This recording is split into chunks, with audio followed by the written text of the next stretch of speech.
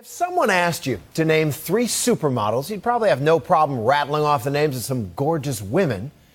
But what if you had to mention a guy? Sure, we may recognize their faces from underwear and cologne ads, but the number of men who've made it into the zeitgeist since Mark Wahlberg famously donned his boxer briefs is less than noteworthy, let's say. David Gandy is looking to change all that. And here is ABC's Amy Robach. His face and body are everywhere. He works the runway just as well as those rugged, lucky jeans. And he's eye-catching in those Dolce & Gabbana campaigns.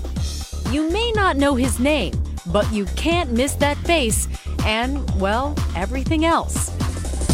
David Gandy is arguably the most successful male supermodel ever. You now have the title richest male model in the world. Something like that. I mean, it's just something. Where these accolades of the highest paid? I mean, no one ever tells each other. It's a nice superlative to have. It's a nice, yeah. I would sort of just rather be called sort of the top of the game. At 32, with his athletic build and smoldering glances, Gandy is indeed at the top of the game in an industry where female fashion models lead the way.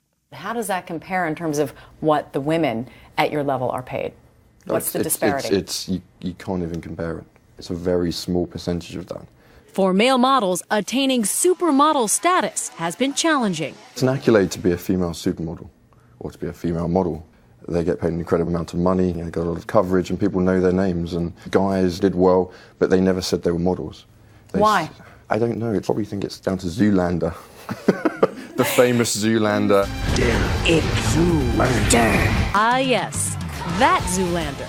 Well, I guess the look I'm best known for is blue steel. Starring Ben Stiller as a dim, vain, self-centered male model. Ben Stiller killed us, I think, in that. But at the same time, I can't help but love that movie. But it's no joke that the men's fashion industry rakes in more than $400 billion worldwide and is growing. And Gandy has changed the perception of male models, breaking those cliches and pushing through stereotypes ever since a friend entered him in a modeling competition he later won. What were your expectations when you went into that show? I don't think I really had any. I came into the industry from university and just thought, I won the competition, never thought of being in the fashion industry, so it could be fun. It was an adventure. With his masculine physique, it was difficult for Gandy at first. He started off doing catalog shoots at a time when even male models were expected to be ultra thin, almost feminine. I didn't follow the trend, I bucked the trends. So when everyone was saying, you need to be skinny, your legs need to be thin, I was like, well, I'm not a skinny guy. But that manly physique is what set him apart. And in 2006, Dolce & Gabbana took a chance. They featured Gandy wearing the barest of bathing suits for their light blue men's fragrance. Millions of people saw David Gandy in those tiny white trunks. The ad brought him icon status in the modeling world. I have a personal love of that picture. It changed my life, but as people said, it changed the industry. And that's not an easy thing to do. Today, Gandy can pick and choose his assignments. He's dabbled in film. Are you listening to me? I told you to stop it. Seen here in the short film Away We Stay. It will also include an exclusive interview. And created style and fitness apps, carefully managing his image, his brand, as he calls it. I want to have like power and sort of like a Brando kind of. That's no pressure, just Brando. Just Brando. We caught up with Gandy at a cover shoot in New York City for Vogue Ombre's latest issue. Does it look too done, do you think? It's done. You're talking about the hair? You think it should look slicker? Is that what you said? Let me see. So you think it looks too puffy? Yeah, it looks quite round. At this stage of his career, he knows what works and what doesn't, and has the power and clout to call the shots. He disappears to get his hair redone. I see we had a hair issue. Not an issue, just I know how I like my hair.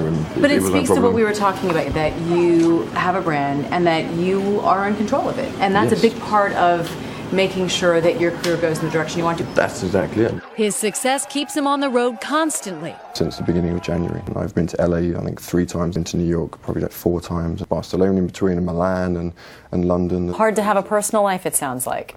A little bit, yeah, absolutely. Yes, that's right. The world's most successful male model is single. What is it like in terms of relationships within the fashion world? Do you make a point to not date other models? How do you balance that? There's two ways of thought. You're on a beautiful boat in Capri and you're half naked and you're like, no, believe me, there's a big tugboat and there's 20 Italian sort of fishermen behind you, but it's not romantic.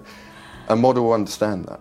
So I don't know. I don't You haven't figured it out yet. I don't have the answers. Don't ask me. I'm probably the worst person to ask. If anyone's got the answers, then please send them to me. That'd be great. At an age when most models have retired, Gandy is hitting his stride and looking for the next opportunity. I don't always want to be doing this. I get bored very easily, so there'll always be an element of pushing where we can go, and that's where we've always pushed it. For Nightline, I'm Amy Robach in New York.